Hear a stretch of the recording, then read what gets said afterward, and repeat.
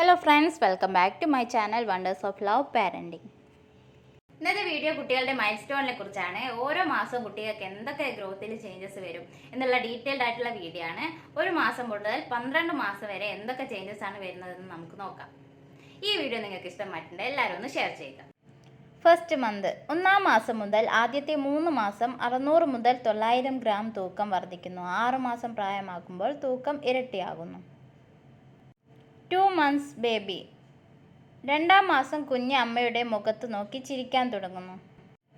3 months baby, 3 മാസം പൂർത്തിയാകുമ്പോൾ കുഞ്ഞിൻ്റെ തല ഉറയ്ക്കാൻ തുടങ്ങുന്നു. ശബ്ദം കേട്ട ഭാഗത്തേക്ക് കുഞ്ഞ് തല തിരിക്കുന്നു. കുഞ്ഞ് ബാലൻസോടെ തല ഉയർത്തുന്നു.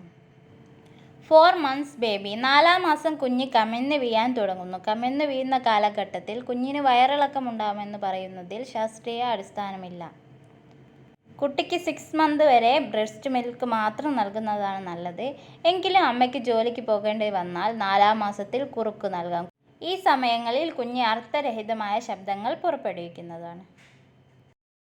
5 months, 5-ാം മാസം, 4 മുതൽ 5 മാസം പ്രായമാകുമ്പോൾ കമിഴ്ന്ന് വീഴും. കുഞ്ഞ് ശബ്ദത്തിൻ്റെ ഉറവിടത്തിലേക്ക് നോക്കാൻ ആരംഭിക്കുന്നതും ഈ സമയത്താണ്.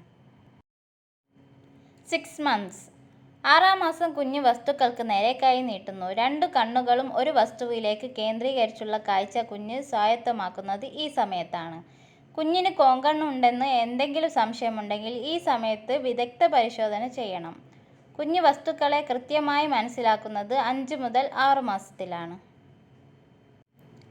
7 months ബേബി, 7-ാം മാസം, പല്ല് മുളയ്ക്കുന്ന സമയമാണിത്. കാണുന്നതെല്ലാം കുഞ്ഞ് വായിൽ വെച്ച് തുടങ്ങുന്നു. ഈ സമയത്ത് ചെറിയ പനി, വയറിളക്കം, അസ്വസ്ഥതകൾ എന്നിവ ഉണ്ടാകും.